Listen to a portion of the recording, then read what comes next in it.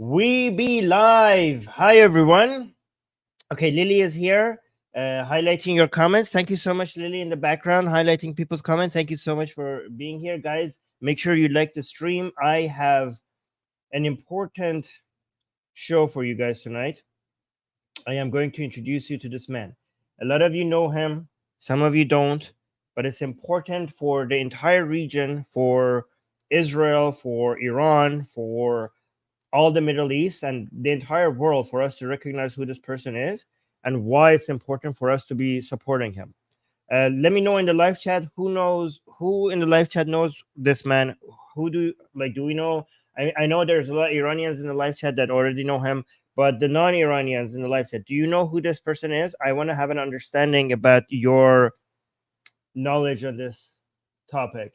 I want to make sure I want to see. Okay, that people are liking the stream. Thank you so much, people. Yes, Lily is highlighting people's comments, especially the ones who are confirming that they have liked the stream. Guys, it's very important that you like the stream so that more people discover the videos, the live streams that we're doing. So please go ahead and do that. Yeah, so people are saying the homie Reza. Yes, people are saying it's not the ex-Shah of Iran. No, he's not the ex-Shah of Iran. He is the son of the previous Shah of Iran. So he's the crown prince. So before the Islamic Republic, we had the Pahlavi dynasty. Iran was a constitutional monarchy. The Pahlavi dynasty, the first king of the Pahlavi dynasty was Reza Shah. The second king was Muhammad Reza Shah. And this man is the son of Muhammad Reza Shah. So he's the crown prince, basically, right? And a lot of the opposition to the Islamic Republic, to the Islamic regime in Iran, a lot of it, and not all of it, are basically centering around this man as the leader of the opposition against the Islamic Republic. So a lot of you might not know that this man went to Israel. He met with Netanyahu. He's pro-Israeli.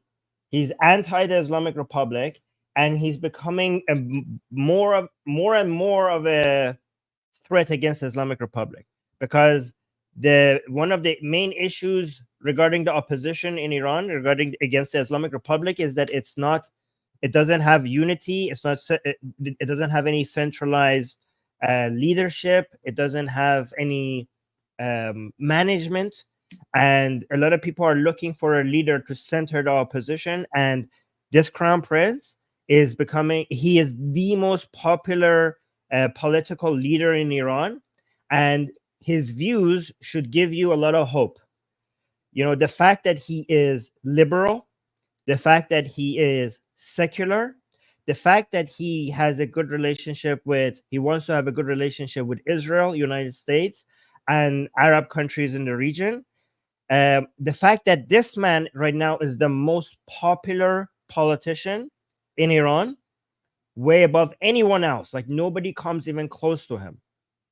I mean, there are some people that don't like him, but he is the most popular politician. That should give you hope, and that should show you what the mindset of the Iranian people is. Why would the Iranian people choose this man as the alternative to the Islamic Republic? The fact that he is so pro-Israel and the Iranian people like this man should give you hope for where the Iranian people are at this moment. So I want you to introduce you, because the Islamic Republic fears this man, because externally, the greatest threat to the Islamic regime is Israel. But when it comes to the opposition internally, this is the man. This is the man that internally is the greatest force of opposition against the Islamic Republic. So if you want to create more pressure, maximum pressure against the Islamic Republic, this is your man. And I want more Israelis to know this, because Netanyahu, he's a friend of Netanyahu, he's a friend of Israel. And I want more Israelis to recognize this man as somebody that they need to support. He's a true patriot. And I want you guys to so here I have a video of him. He just released this video a few days ago, I think 2 or 3 days ago. 2 or 3, yeah, I think so, yeah. And yes, 2 days ago. And it is resonating with a lot of people. This message that he released was addressed towards foreigners. This message was for, especially for Jews and Arabs around in the Middle East, to show that that there will not be a vacuum of power, and also that he's an agent for peace, and that he is somebody that will have good relationships, a good relation with Arabs and Jews in the Middle East. And when he released this video, I was surprised to see how well received it was by people in the Middle East, especially secular and liberal and democratic minded Arabs. This video exploded with positive reception in the Middle East. So many secular minded Arabs who are anti the Islamic Republic really enjoyed watching this video and celebrated it. And also, and Reza Pahlavi managed to advertise the divide between the Islamic Republic and the Iranian people with this video. More Israeli people know today how different the Iranian people are from the Islamic regime. Ever since the Mahsa revolution, and then after October 7th, the Israelis have become more Israelis have become educated that the Iranian people don't support the regime, and many Iranian people are pro-Israel. However, many Arabs in the region who are anti-Islamic Republic, they are not as aware of this. Some of them are, some of them aren't. But this video is educating a lot more Arabs in the region regarding how far the Iranian people are from the regime. So let's watch this together. The video, I'm not going to pause and analyze it. I want you to watch it in its entirety, and then we will watch it from the whole 4 minutes of it without me pausing. And then after that, we will go back and we will try to analyze this together to figure out why he said the things that he's saying. We got a super chat, so let's address the super chat. Thank you so much. S Hope saying, haven't made a stream in a bit. Haven't made a stream in a bit. Happy to be back. Like the stream, dudes. Yes. Thank you so much, Hope. Guys, please like the stream so that more people. It's very important for the region. It's very important not just for Iran, but for the entire Middle East and the entire world, because there is to know this man. That's why you need to like the stream, because guys, a lot of people don't understand that the Islamic Republic is not just a threat to the Iranian people. The Islamic Republic is not just a threat to Israel. The Islamic Republic is not just a threat to the Middle East. The Islamic Republic is a threat to the entire globe. And they make this clear themselves. Their goal was to first capture Iran, then capture the Middle East by destroying Israel, and then the next aim is the rest of the world. The final target is the United States. They want to completely destroy the world liberal order, and they admit that. So the Iranian people, so if you're not Iranian or Israeli, please understand that the Iranian people and the people of Israel are standing between you and your greatest enemy. This is a cult of death that is trying to come for all of you. If you watch Game of Thrones, the Iranian people and the Israeli people are those watchers, the ice wall, the guards on that ice wall. That's the Iranian people and the Israeli people. The Islamic Republic is the army of the dead that if this wall falls, it will come for the rest of the world. It's trying to come for the rest of the world. And the Iranian people and the Israeli people are paying the price for standing between that and the rest, and the army of the dead and the rest of the world. And it's actually very fitting to call them the army of the dead, because their ideology celebrates death over life. And Israeli people and Iranian people celebrate life. The Islamists, they say that they love death more than life. So they are the army of death. And the Iranian people, they chant what? Zan Zindagi Azadi, woman, life, freedom. So they are on team life. And what do the Israelis chant? They say, Am Israel Kai. They say Israel lives. So these are the Iranian people and the Israeli people, they're on the army of life, and the Islamic Republic and the rest of the Islamists, they're on the army of death. And basically, if you support the Iranian people and the Israeli people, you're on team life, stopping death to come for the rest of the world. This is a virus that will come for the rest of the world. That's why you need to understand this man. You need to support this man, because most of the people on most of the people on Team Life from the Iranian side is supporting this man to represent them right now. That's why if you want to support the Iranian cause against the Islamic Republic, this is your man right now. Right now, at this moment, this is your man. So let's watch this together. I'm not going to pause, and let's see what he has to say. The Middle East, the cradle of civilization, is rich with stories of great kings, prophets, and philosophers.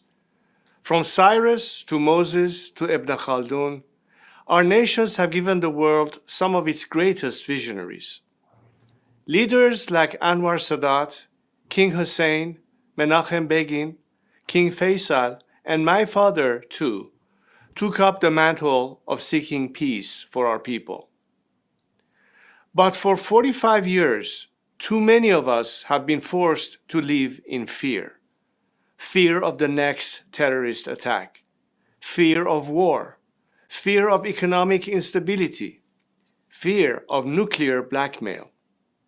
That's because 45 years ago, my country was taken hostage by a radical regime that seeks not only to keep my people in chains, but to export its revolution to your countries and your people.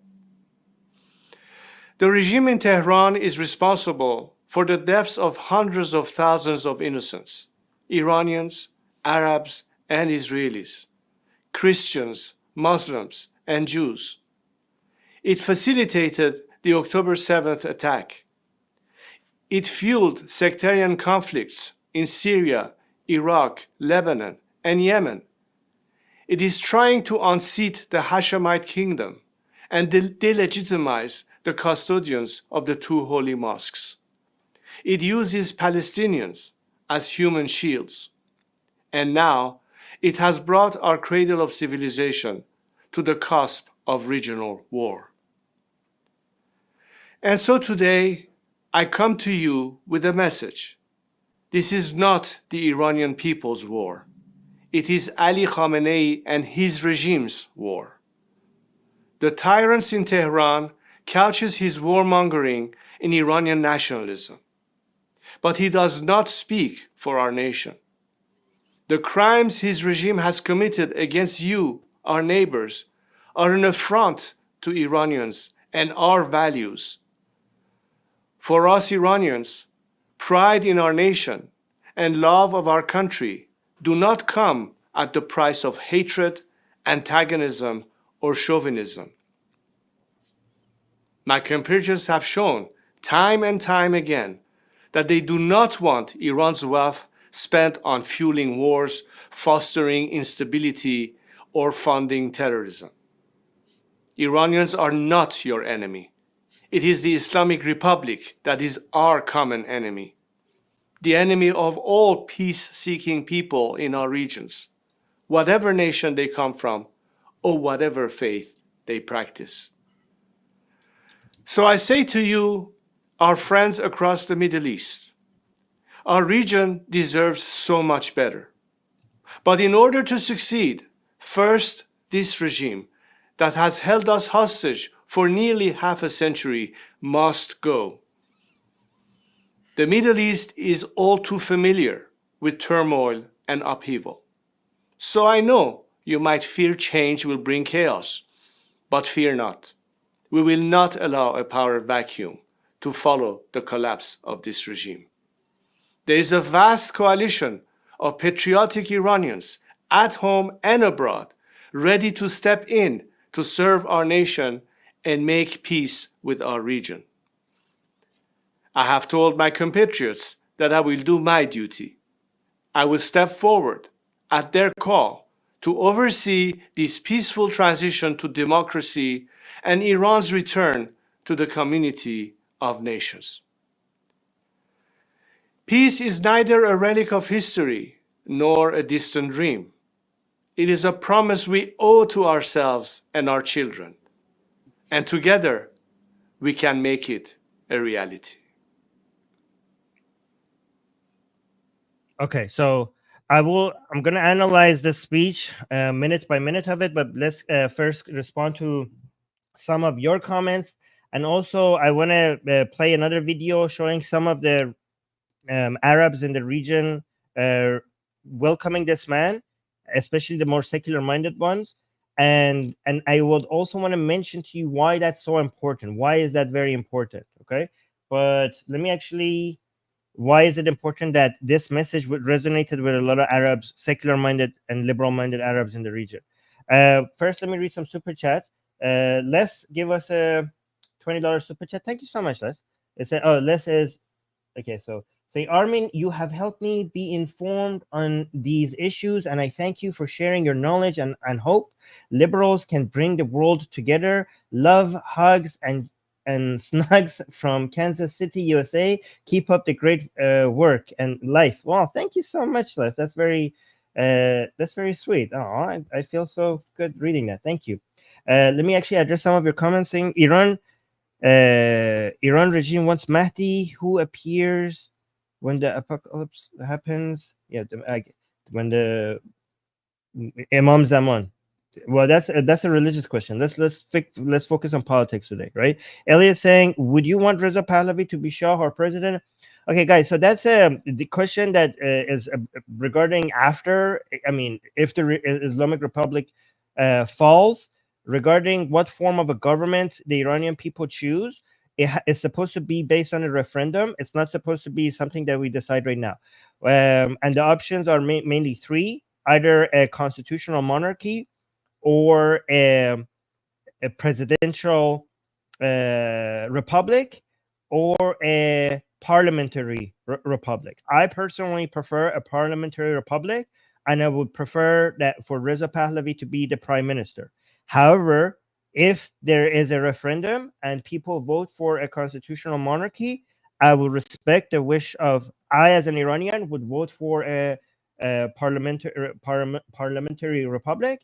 But if most Iranians vote for a constitutional monarchy, I would be too busy being happy that the Islamic Republic has fallen to be too concerned about which one of these structure. Again, guys, the structure of the government matters less than the content. The content supposed to be liberalism, democracy, and secularism. As long as the content is liberalism and secularism, the form of it, whether it's a presidential republic or a parliamentary republic or a constitutional monarchy, that makes very little difference. The content is more important than the structure, right?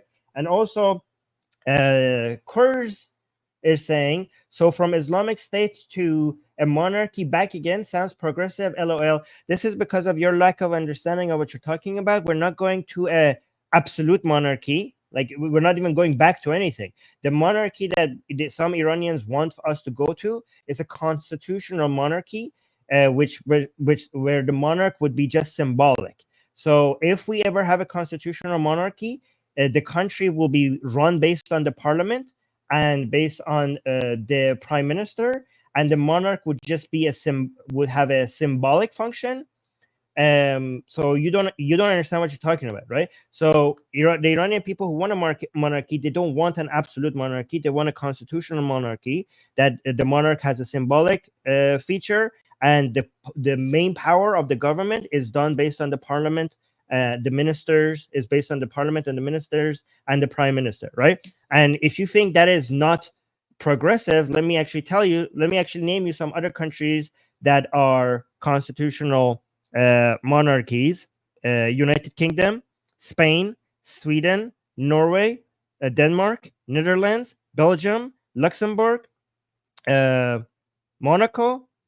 These are also constitutional monarchies. So if you think these countries are not liberal and progressive, then you have no idea what you're talking about. Okay, so you're not very smart.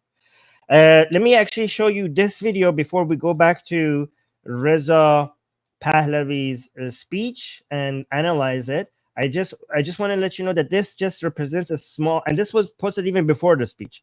But when the speech, Reza Pahlavi's speech, it was so well received by Arabs in the Middle East, right? I was interested to see that many secular minded Arabs did not even know that Iranians have leaders who are this liberal minded and they are this secular minded, and they were so pleasantly surprised.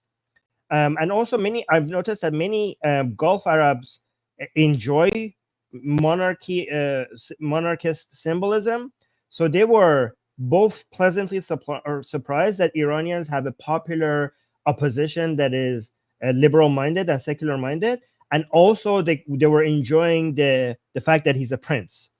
And this exploded on Twitter. Like there were so many. There was the video by Reza Pahlavi with Arabic subtitles is being shared by Arabs in the region so much. And the reason why that is so important is because the whole world is trying to see whether or not the alternative to the Islamic Republic can bring peace to the Middle East. And if we have an option, if we have a leader that could, because the Islamic Republic is causing tensions with Arab countries and with Israel, and if we have an alternative leader that could have a good relationship with Israel and Arabs at the same time, that is the best option for peace and stability in the Middle East. That's why that's the fact that the Arabs are welcoming the message by Reza Pahlavi. That is why this is so important, because it also sends a signal to Israel and also to the United States that this is your man. That if you want stability in the region, this is your man. Reza Pahlavi is your man. So let's listen to this guy. By the way, I forgot to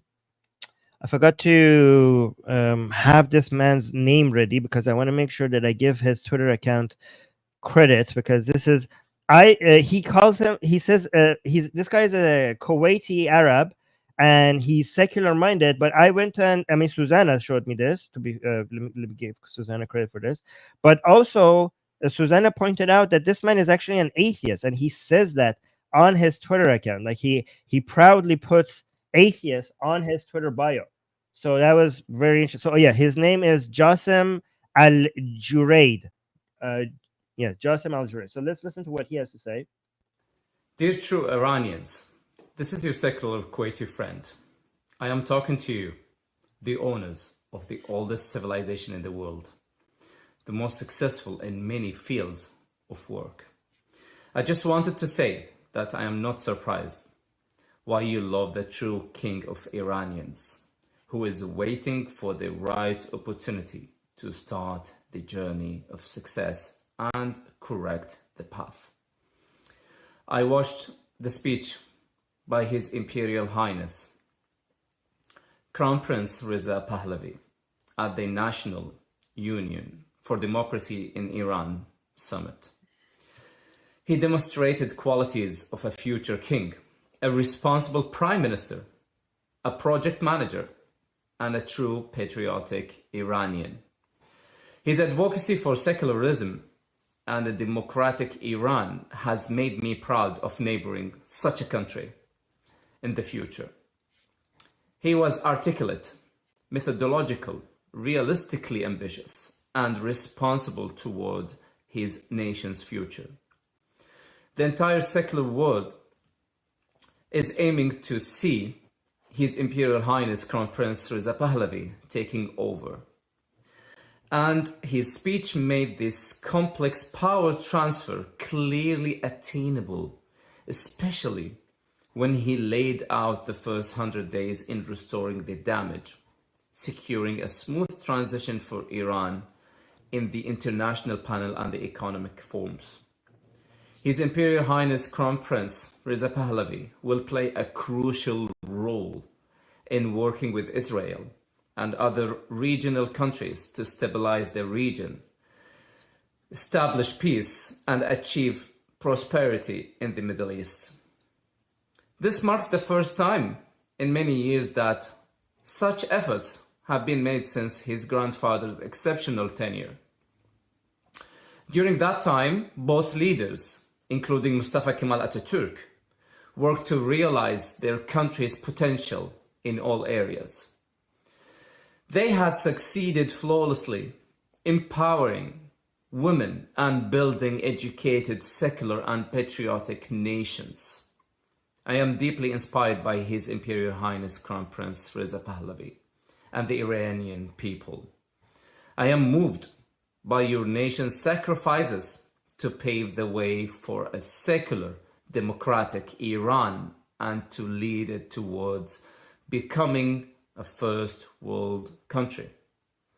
I want to also remember and honor those who bravely sacrificed their lives for the freedom and dignity for Iranians as they stood up against the oppressive Islamic regime.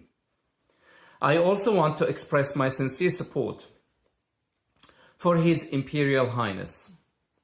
Lastly, I would like to share his own words from an interview on BBC in April of this year. Maximum support for the Iranian people, maximum pressure on the Islamic regime. Yeah, that was fantastic. And also here, this is where I was pleasantly surprised that this guy is in his this is him. This is his Twitter bio. And I was pleasantly surprised he actually put atheist in his bio as well. A lot of times when you see somebody, an Arab man with traditional Arab clothes, people assume he's a Muslim. But this guy is an atheist. He's Kuwaiti atheist. All right, let's go back to... Oh, but before I do that, like, you guys notice the flag behind him, right? So that's the true flag of Iran. So again, for people who are new here, let's go through this we have to go through this every time because there are people who are new on our channel. By the way, guys, if you're new on our channel, make sure you subscribe to Atheist Republic on YouTube. Okay, everybody like the stream, but everyone else that is new here, make sure you subscribe. And if you're already subscribed, make sure you hit the bell notification. Okay, because so that every time we go live, YouTube tells you, right? So for people who are new here, this is the top one. This is the flag of the Islamic Republic. This is not the flag of the Iranian people. This is the flag of the Islamic regime. And this is the true flag of Iran. This is the pre-revolution, pre-Islamic Republic flag of Iran with the lion and the sun and the sword. Okay, so that's the actual flag. And you can see in Reza Pahlavi's speech, you can see the flag behind him. That's the flag. That's the flag that the Iranian people want to be known for, not the one with the Allah. Oh yeah, by the way, I forgot to mention this one. This one in the middle, you see there's the Allah in the middle, and you see those letters at the top. Those say Allahu Akbar, and the letters at the bottom also say Allahu Akbar, which is very interesting because there's only, I think, 2 countries in the world where the flag of their country has writings on it in a language that is not the main language, the official language of the people, right? I think it's Afghanistan and Iran, right? So, for example, the official language of Iran is Persian. Persian is the language of the Iran as a country, and the flag of Iran has Arabic written on it. So these small little Allahu Akbars at the top and the bottom, this is Arabic, and also the Allah in the middle, that's Arabic as well. So a lot of Iranians are like, how is this our flag, which has writings on it in a language that is not the language of the country, right? So a lot of Iranians saying like, yeah, this is not our flag. This is our flag, right? Anyways, let's go back to the speech, and I want to analyze the speech, okay? I want to analyze every single, because this speech was very well designed. It was a really good speech. Oh, Les just became a member. Well, thank you so much. Welcome to Atheist Republic. HM is saying, is it called Iran or Persia? A bit confused. Some say Iran, others say Persia. It's Iran, okay? Iran is the ancient name of this land, and Iran is only 50% Persian. That's why it's not fair to call it Persia, because half of the Iranians are not Persian. So the name Persia was a foreign name given by foreigners to Iran, and it was changed from Persia to Iran back during Reza Shah. Okay, so the correct name is Iran. Persia is a foreign name for this land. The actual ancient name of this land is Iran, and includes all of the people, because 50% of Iranians are Persian. The rest of them are Turk, Baluch, Arab, Bakhtiyari, Gilaki, many other different ethnicities. Okay, so Kurdish, right? That's why you should call it Iran, not Persia. Yes. Okay, so let's watch this together and analyze it. The Middle East, the cradle of civilization, is rich with stories of great kings, prophets, and philosophers. Okay, so here's the thing. I, as an atheist, okay, this speech was not designed for me. Okay, so there are some parts of the speech that if I would written differently, but given how effective the speech was, I realized that the speech was masterfully written for maximum effect and maximum reception by Jews and Arabs in the region. It doesn't seem to be me as an anti-religion atheist. I was not the target audience for this, right? So it says like the Middle East, so mentioning the kings, prophets, and philosophers. Yeah, the fact that they're putting prophets next to philosophers doesn't sit well with me. But again, I'm not the target audience. This is supposed to make secular-minded Muslims in the region also happy, right? Especially Arabs who have a little bit, especially Arabs that are secular minded, have the Muslim identity but don't take Islam very seriously, see the having prophets and stuff part of their history, and also enjoy monarchy a little bit. The monarchy minded liberal Arabs that have a Muslim identity but are not very serious about their Islam, putting kings, prophets, and philosophers next to each other, that works. Like it basically is referring to the identity of all this land in a way that appeals to all of them, right? So let's continue.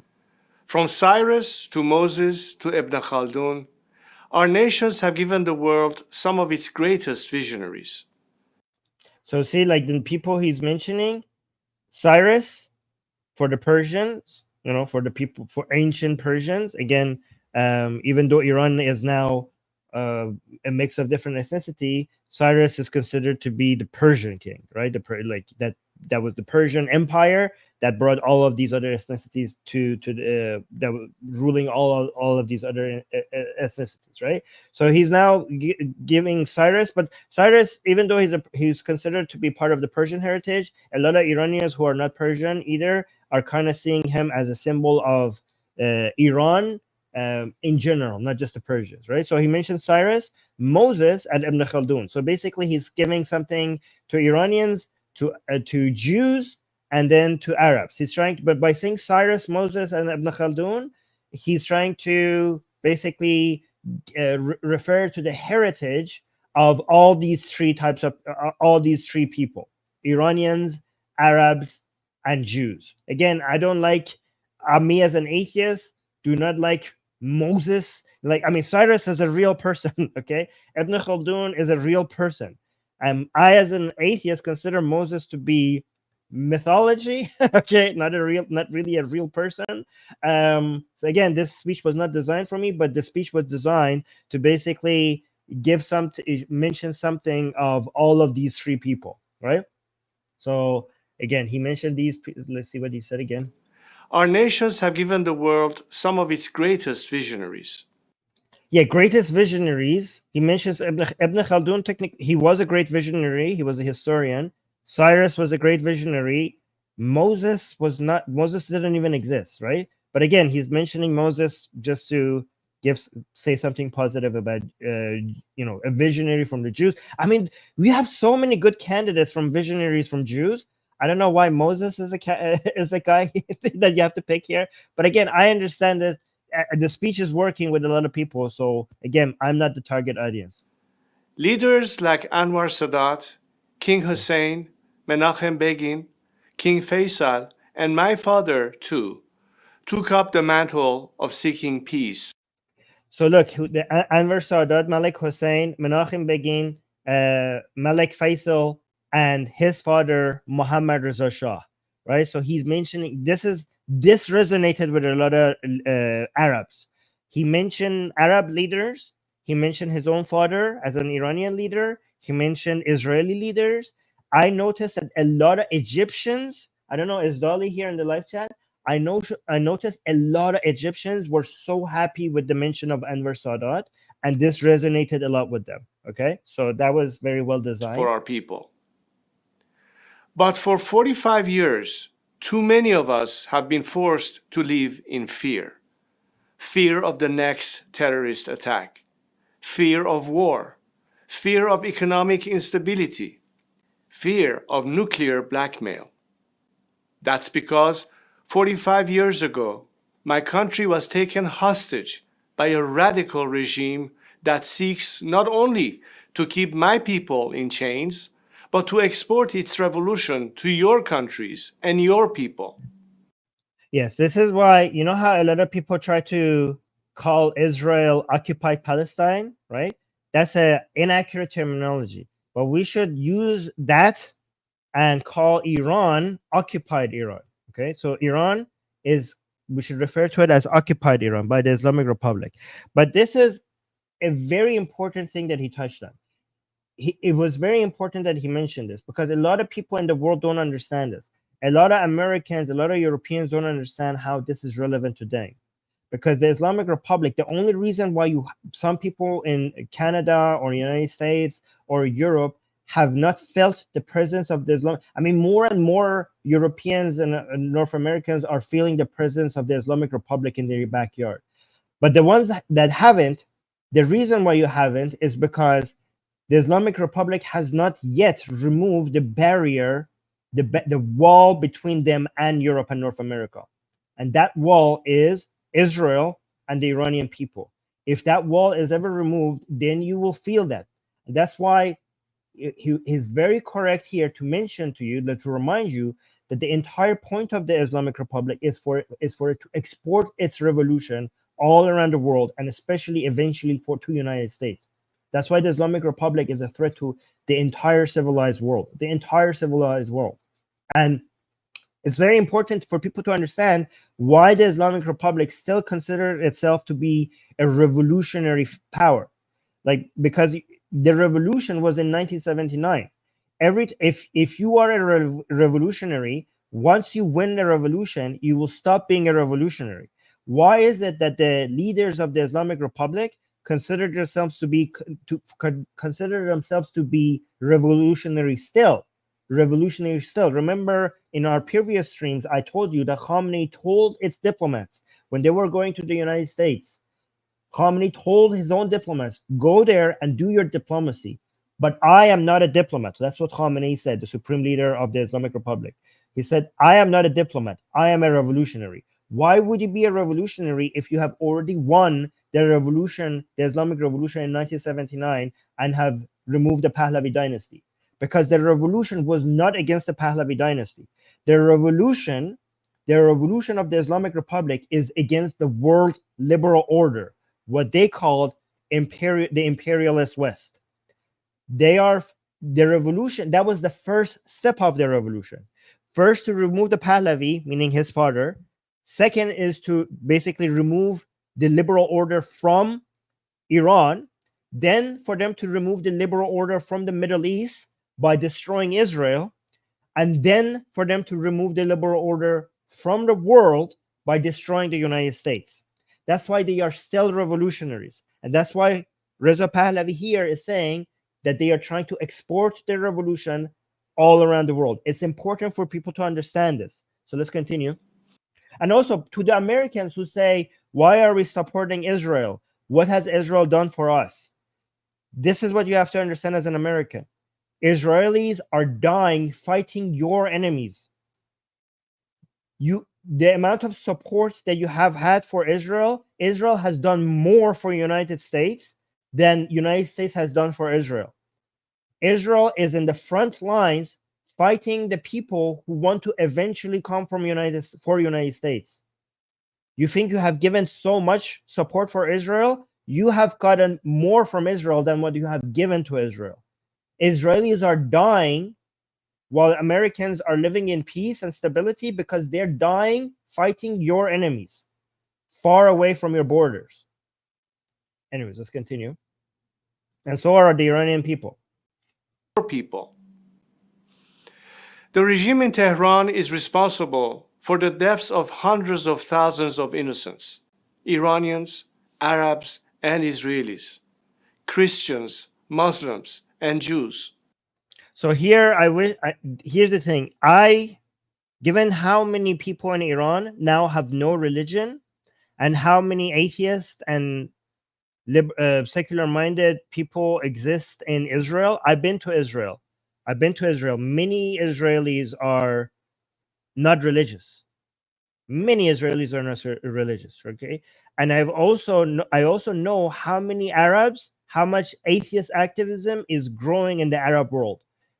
Atheist activism is spreading like wildfire in the Arab world. Just go see how much content against Islam, against religion as a whole, is being made by Arab YouTubers, and how high of a demand there is for it among Arabs. Go watch that. Go see how much this is spreading. So it's lack of religion is spreading in Iran, in the Arab world, and in Israel. So as an atheist, I wish he included the non-religious here. I wish he mentioned he said Iran. So let's listen to this part. He mentioned Christians, Muslims, and Jews, which is good. But I wish he included the non-religious. But I understand why he didn't. But again, this shows that us non-religious people, we should do more activism for us to matter as much as Christians, Jews, and Muslims. We should do more to be seen. Like, why is we don't matter as much as Muslims and Christians and religious Jewish people? And that's why people don't mention us. We need to be louder. We need to stand up. We need to be counted. We need to be seen, so that when politicians are trying to gain political capital by saying by giving speeches designed to be well received, they know that we non-religious people are powerful enough for us to be mentioned as well. In Iran especially, the non-religious is the biggest category of people, more than Muslims. So why are non-religious people not being mentioned, given that we are so high in number? So I wish we were mentioned here as well. But again, I know that this speech was designed to do something, and it was successful at doing what it did. This is more of a criticism to us as non-religious people for why we are still, even though we are so high in number, why haven't we done enough to be seen, to be powerful enough for people to have to mention us, right? So that's okay.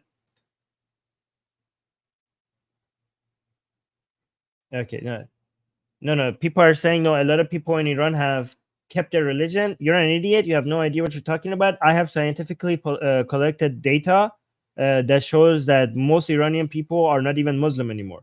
Islam is now a minority. Muslims are a minority now in Iran. I have done streams on you, and you're an idiot, so you don't know what you're talking about. The person who mentioned like this in the live chat. So who's this? Look at this. Yeah. Arako, you're an idiot. You have no idea what you're talking about. Let's continue. And Israelis, Christians, Muslims, and Jews. It facilitated the October 7th attack. It fueled sectarian conflicts in Syria, Iraq, Lebanon, and Yemen. It is trying to unseat the Hashemite kingdom and delegitimize the custodians of the two holy mosques. It uses Palestinians as human shields. And now it has brought our cradle of civilization to the cusp of regional war. And so today, I come to you with a message. This is not the Iranian people's war. It is Ali Khamenei and his regime's war. The tyrant in Tehran couches his warmongering in Iranian nationalism. But he does not speak for our nation. The crimes his regime has committed against you, our neighbors, are an affront to Iranians and our values. For us Iranians, pride in our nation and love of our country do not come at the price of hatred, antagonism, or chauvinism. My compatriots have shown time and yeah, so let me actually so he said this idiot is saying stop eating shit, Armin. Iranian people have kept their religion. Let me just embarrass this idiot in the live chat okay, to show him that Iran is a Muslim minority country now. Look at this. I love embarrassing these idiots in the live chat. Look at this. So, and also this this guy's like, Armin is coping. He can't accept the fact. Look, so if you add if you add Muslims together, you can see 32%. Plus, if you add the Sunni Muslims, the mystical Muslims, and all of that, the Sunnis and everyone else, it will still add up to less than 50% Muslim in Iran. So this is by Gammon poll, which is academic, scientifically collected data and analyzed data. But if you add like the nuns, the atheists, and the agnostics and the spirituals together, you can see that the people who have no religion are the largest category in Iran. And you could also see that, hold on, if you there was another poll that showed more like around half of the people in Iran have left their religion within one generation. So not only the non-religious is the largest category in Iran, but also within the past 40 years, around half of Iranians have left their religion. So there you go. That is embarrassing for you. And also this Reza Pahlavi, I wanted to show you guys that when I said that Reza Pahlavi is the most popular politician in Iran, among all the other politicians, Reza Pahlavi has the highest number. And even the people that are close, they're not even politicians. These are soccer players, right? So there's no politician in Iran, both the people from Islamic Republic and people who are against Islamic Republic. Reza Pahlavi has the highest popularity among all politicians in Iran. So here's another poll that I wanted to show you guys to see, right? So you can see, like, when I say these stuff, guys. By the way, like, I love embarrassing these idiots in live chat that come here and try to tell me that I'm wrong, and they have no idea what they're talking about. It gives me so much joy to basically show them that when I say something, it's based on facts and data. Anyways, let's go back to this guy. Continue. My compatriots have shown time and time again that they do not want Iran's wealth spent on fueling wars, fostering instability, or funding terrorism. Iranians are not your enemy. It is the Islamic Republic that is our common enemy, the enemy of all peace-seeking people in our regions, whatever nation they come from or whatever faith they practice. So I say to you, our friends across the Middle East, our region deserves so much better. But in order to succeed, first, this regime that has held us hostage for nearly half a century must go. So this is very important part of his speech, because he's mentioning that the Islamic Republic has to go. And he's normalizing the idea of regime change, right? Because of the removal of Saddam and how big of a disaster that was, a lot of the world is not ready to accept regime change. The idea of regime change, especially Americans, have had a very bad experience with regime change. The removal of Saddam from Iraq is considered to be a mistake by most Americans, both Republicans and Democrats, with a huge heavy cost to the Americans and also to the stability in the Middle East. And that's why talking about regime change in Iran is met with a lot of skepticism by people around the world. And a lot of Iranians want regime change. And when they talk about regime change, the fact that most Iranians want regime change, that a lot of the Western world sees the Iranian people and wants to support them. But then all of a sudden, when they hear this regime change desire, they become skeptical because of their bad experience with regime change with Saddam. So Reza Pahlavi is trying to represent the Iranian people and spread their wishes around the world, in the region, to the West, everywhere. And he's doing a very good job in trying to normalize asking for regime change, basically normalizing, moving the whole world, both the Iranian people and the rest of the world, pushing for regime change and normalizing that. He's saying the only way is for this regime to go. And he now he responds to the fears that you might have for regime change as well. So let's listen to this part again. This is why this part of his speech is so important. It is the Islamic Republic that is our common enemy, the enemy of all peace-seeking people in our regions, whatever nation they come from or whatever faith they practice. So I say to you, our friends across the Middle East, our region deserves so much better. But in order to succeed, first, this regime that has held us hostage for nearly half a century must go. The Middle East is all too familiar. So now this part, he's mentioning about the fears that people might have with regime change. So listen to this part. This is important. Saying the Middle East is all too familiar with what? With turmoil and upheaval. So I know you might fear change will bring chaos, but fear not. We will not allow a power vacuum to follow the collapse of this regime. So this is the most important. So first, this is why this speech was very well designed. Part of it was talking about the fact that the Islamic Republic is a threat to all of you. That's why you should be concerned about the Islamic Republic. That's why you should want regime change. So that was the motivation for why people should be against the Islamic Republic. This part is talking about why you might be the fears that the chaos that might come after regime change, the vacuum of power, the chaos that might, the internal struggle, maybe there will be civil war, maybe there would be, that's why a lot of people would be concerned with supporting a regime change. He's saying, no, this is different from the other, from, for example, removing Saddam, because there would not be a power vacuum. He's trying to say that we, the Iranian people, will be there, and like him and other Iranian people will be there to make sure there's no power vacuum. He's saying it's different. And also the reason why removing these dictators or these terrorists from other places as leaders causes chaos is because the Islamic Republic was always there to fill the vacuum with terrorists, to fill the vacuum with agents of terror and chaos.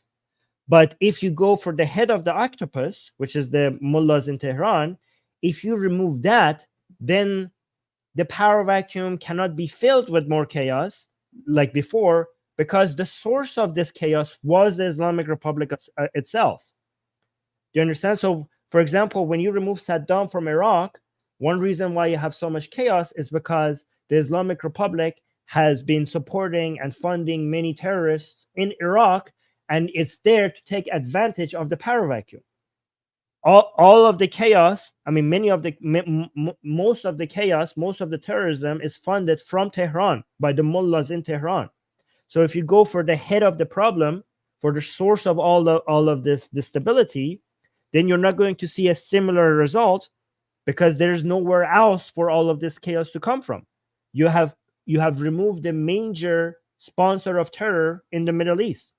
But also because he's saying the Iranian people and Reza Pahlavi himself is ready there to fill this vacuum of power with a liberal-minded, secular government that would bring peace and stability and good relationships with everyone in the region. That's what he's saying. So that's why he's saying this is different. So let's continue. There is a vast coalition of patriotic Iranians at home and abroad, ready to step in to serve our nation and make peace with our region. I have told my compatriots that I will do my duty. I will step forward at their call to oversee this peaceful transition to democracy and Iran's return to the community of nations. So this part was very important, because this was his first clear announcement that he was ready to lead. Like, he's announcing his leadership. He has never been so clear with regards to admitting that he would be a leader, that he would lead this opposition, that he would manage basically the transition period as a leader. This is because a lot of Iranians were never, some Iranians were not sure, like, is he going to step forward? Is he going to accept leadership? This part of his speech was very important to the Iranians because he has never been so clear when it comes to accepting the leadership of that transition period. So that's why this part of the speech was very influential to Iranian people, because so many people didn't know that is he just somebody who's supporting, is he just a political activist, or is he actually willing to be a leader for this transition period? And he this is where he announced it. Listen this to this part. I have told my compatriots that I will do my duty. I will step forward at their call to oversee this peaceful transition to democracy and Iran's return to the community of nations. Peace is neither a relic of history nor a distant dream. It is a promise we owe to ourselves and our children, and together we can make it a reality. All right, let me respond to your comments in the live chat. By the way, thank you so much, Lily, for highlighting people's comments. Please, if people have questions or the criticisms, star those. Don't highlight them, star them, so I highlight them myself. Let me actually respond to this one. The banished prince is saying, as an Indian, I am quite apprehensive about an old adversary getting power in Tehran. Pahlavi Iran was hostile to India. Islamic Iran is friendly. So the banished prince, this is a you're doing a logical fallacy here. This is Reza Pahlavi. Okay, so Muhammad Reza Pahlavi, Muhammad Reza Shah, and Reza Shah, they had some faults and they had some many good things about them. I would say on average more good than bad, but I would also admit that maybe they made, they also have made some mistakes. In general, the Iranian people like them because they brought a lot of education, a lot of modernization, industrialization, and economic growth, and a lot of freedom to Iranian people, and they also empowered Iranian women. That's why the Pahlavis are so beloved by Iranian people. Did they make other mistakes, including, I don't know, maybe a bad relationship with India? Maybe, okay? But you cannot judge Reza Pahlavi based on the mistakes of their father. You cannot, or his grandfather. That doesn't make any sense. Reza Pahlavi is, if you go listen to his speeches, if you go read his books, he is very, very eager to have a good relationship with Iran's neighbors and Iran's neighbors and everyone in the region. He's just because he has also mentioned that some of the things that happened during his father's times should have not happened. He has criticized certain things about what his father has done. So you cannot judge the son. The reason why I'm saying the way that you're judging him is very biblical. You're judging the son based on the sins of the father. You cannot judge Reza Pahlavi based on what his father has done. You have to judge Reza Pahlavi based on what he himself is saying, and he is very eager to have a good to join the civilized world and have good relationship with all countries, including Israel, including India. So please judge him, but based on what he has said, not based on what experience you have had with his father. Let me look at this one. Great Red Menace is saying, scolding Sun hot take, the best ancient Persia was the Sassanid Persia, better than Achaemenids. No, I don't agree with that. I like the Achaemenids better than the Sassanid Persia. The Achaemenids were a lot more tolerant. They were a lot more accepting of different views, different ways of life. The Sassanid Persia, I prefer the Achaemenid Persia better than Achaemenid Iran, basically, say based on the Sassanids, because the Sassanids were more intolerant relative to Achaemenids. So I disagree with that. HD Drake is saying, is there a way for non-Iranians to support this man? Yes, you could tell people about him. You could post this video.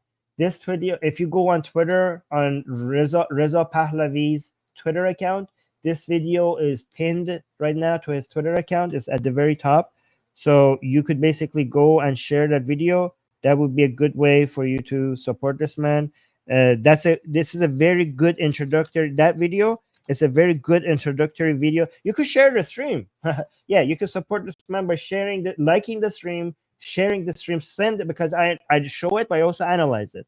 But if you want to only send a 4-minute video, this is the man here. This is Reza Pahlavi's Twitter account, Reza Pahlavi, right? You can see, oh, look at his bio. Advocate for a secular democratic Iran. That's his bio.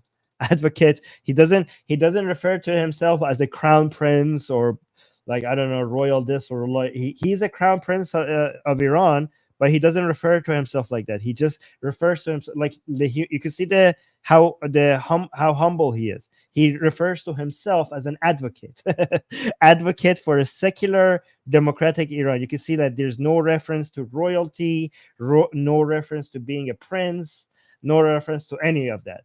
He's like, he calls himself like as an advocate, like like like me, like an like you, like me, right? So I like the humility here, but and also like the fact that the main thing that he highlights in his uh, uh, profile is a secular democratic Iran. And you can see this video that I just showed you is pinned to the why I haven't retweeted this. I should retweet this. Is pinned to his, and he also released this on October 7th. That's also quite telling, right? So there's that, and also let me respond to this one. Lily, there are no criticisms, or do you want to anybody criticizing what I'm saying that you want to start?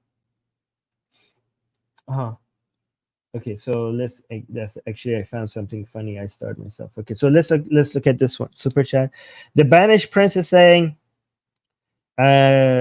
secular Turkey hostile since 1948, and Pahlavi Iran supported Pakistan against India in 1965 and 1971 wars. India was alone, especially in 1965.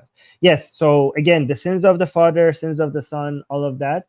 If you want to see what this man represents, this man has a good relationship with India. It has a good relationship with Israel. It has a good relationship with all. It wants to have a good relationship with all countries in the region. This man wants to bring stability, peace, and good, normal, good relationship with everybody. That's what he wants. Again, you are talking about the Pahlavis before. Again, I like the Pahlavis because of what they did to Iran. If they were hostile towards India, I don't agree with that. I don't agree with that. But judge Reza Pahlavi based on what Reza Pahlavi is saying, not based on what his father is saying. This is again, your way of thinking is biblical. You're judging the sins of the father is not the sins of the son. Okay, you have to separate the father from the son. He has given many speeches. He has written many books. Go judge based on what he has done and what he has said, rather than what his father has done. I just want to highlight this comment because I love this comment. Aroko is saying Armin is is an agent of Mossad, and he's there to destroy Iran. So don't trust them. Yeah, Mossad is not trying to destroy Iran. Mossad is basically targeting the Islamic Republic, and any hit against the Islamic Republic is basically saving Iran. It's a one step closer to saving Iran from the mullahs. So Mossad, I mean, I am not an agent of Mossad, but to be honest, I wish I was. I wish I was. But you could see the type of people here that are against us. They're not very smart. Okay. Has the same Army tell us in Reza Pahlavi is Muslim, and if he is, how can Muslims not be loyal to Islam? Well, I mean, I have shown this. By the way, Lily, this hand guy, don't highlight him that much because he's not very smart. He's like kind of stupid. He posts the same thing over and over again. So the stuff that he says is I have already answered them, so it's not. There's no point taking him very seriously. But I'm glad that you highlighted this because I want to mention. See, I as an atheist, I know Reza Pahlavi is a Muslim, but we don't care. I am against Islam, but what I care about is whether you're liberal minded and you're secular minded. When it comes to personal belief, if you're a Muslim, I will disagree with you on your Islamic belief, and I will argue against you as an atheist for why Islam is wrong, and I will tell you why I think. But when it comes to politics, and whether I could work with you politically, what I care about is not anymore if you're Muslim or not. And when it comes to political activism, I care if you're secular and if you're liberal minded. And Reza Pahlavi is liberal minded and he wants secularism. He wants secularism for Iran. So I don't care that his personal belief, I disagree with him on his personal beliefs, and I'm always willing to debate against Islam. But when it comes to politics, all that matters is that he wants a secular Iran, meaning that religion has no influence in politics. So even though he personally is a Muslim, he wants to. He's very eager to separate religion from politics. That's all I could ask for from a political perspective. And he wants a liberal standard to be brought to Iranian politics. That's all I care about when it comes to politics, right? Again, when it comes to individuals, if you're a Muslim, I'm always willing to argue, debate against you. But when it comes, yeah, this is why you have to separate political activism from individual debates when it comes to our ideologies and our views of the world. If you cannot separate that, then you are not a serious person when it comes to political activism. You don't understand how the world works, and you are not very smart, and you shouldn't be taken very seriously if you don't understand how to separate these things in your mind. All right, so I answered enough questions, I think. Thank you so much. I also want to thank, this is, I think Lily is new in highlighting comments. I think she's very much under pressure because I was like, oh, don't do this, and she's just like learning right now. So I just wanted to apologize to Lily for all the pressure that I brought her on her on today. For I want to thank her, thank everyone, thank you, thank Lily. Lily was in the background highlighting your comments, starring some comments. Thank you so much for your work. And also thank you, Alfred, for training Lily and telling her how to highlight comments. I appreciate that. And also thank you, Dolly, for preparing a lot of the things that I need for doing the streams. And thank you everybody for liking the stream. And also shame on the people who are watching the stream without liking the stream. Shame on you. What the hell's wrong with you? Please like the stream. It doesn't cost you anything. It doesn't take any of your time, and it really helps grow this channel. So please go ahead and spend half a goddamn second and like the stream. And if you want to support this channel even more, after the stream is over, please leave a comment. Make sure you subscribe. Make sure you hit the bell notification. And if it's no risk to you, because I know some of you live in Islamic countries, and it's risky for you to share a channel called Atheist Republic.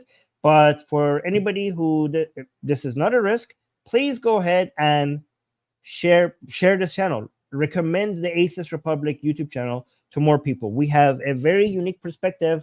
I'm an ex-Muslim, Iranian Canadian. I am a Zionist as well. And I bring you perspectives that you don't see. I bring you some information and some perspective that you don't see from other places. So if you think this is valuable, please recommend the Atheist Republic YouTube channel to more people. Okay, thank you very much. Anyways, I'm gonna head out. And let me see, Lily. Yes, Lily saying all constructive criticism is appreciated. Oh, you were amazing. You were amazing, Lily. Thank you so much. Anyways, I'm gonna head out. Thank you, everybody. I'm gonna head out. Until next stream, stay liberal. Mwah. Bye-bye.